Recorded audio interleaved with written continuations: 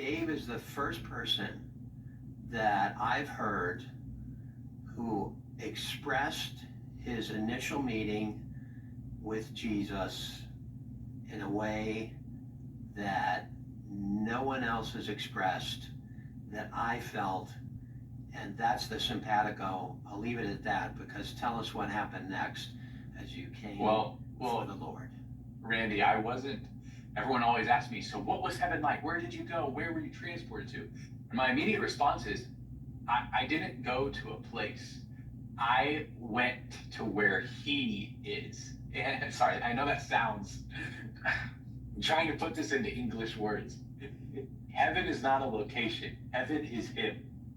Heaven cannot be described by all of the objects and items. Heaven is himself. And so I quickly came to the revelation of who heaven is. And heaven was not a far place, Randy, but when I was in heaven, I was home. I was not a stranger. I was not an acquaintance.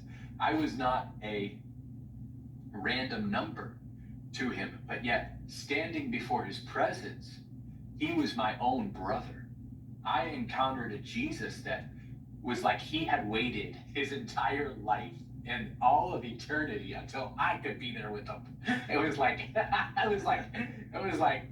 Gabe's here, like finally, like, and it was just like, I was left speechless, because the Jesus I encountered was a Jesus that I had never heard of on this earth before, Randy. And of course, everyone is like, what, Gabe, you claim to be a Christian. You went to all the churches. You went to Bible college. I don't care. I didn't know Jesus. Because the Jesus I met was beyond words. And I'm sorry, I know all these movies and TV shows and actors, they really, I'm sure some of them have a good heart, but they don't do him justice at all. And especially in 2025, we present this Jesus as if he's some soft pillow boy that just goes along with the culture. I did not meet that Jesus. I met a Jesus that was not playing around,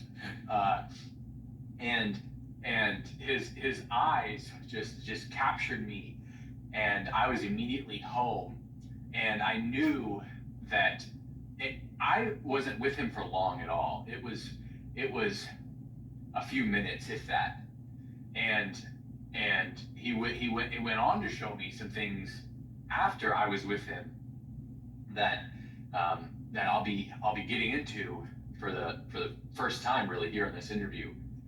Certain things, but it was an experience beyond words that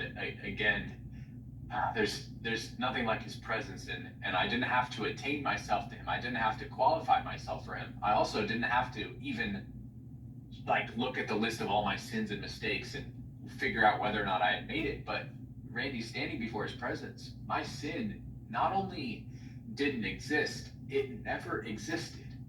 And I don't care. I'm going to offend people with that statement because they don't understand what I'm trying to say. And I don't really care, because here's the truth. My sin was paid for. It was covered. Not just 2,000 years ago.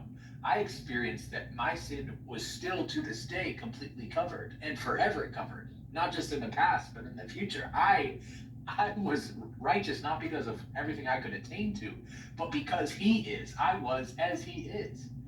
And that revolutionized my entire theology. It made me throw out every piece of theology I had learned before, and it made me just say, I just want what the Bible says now, because I didn't know it before. I'm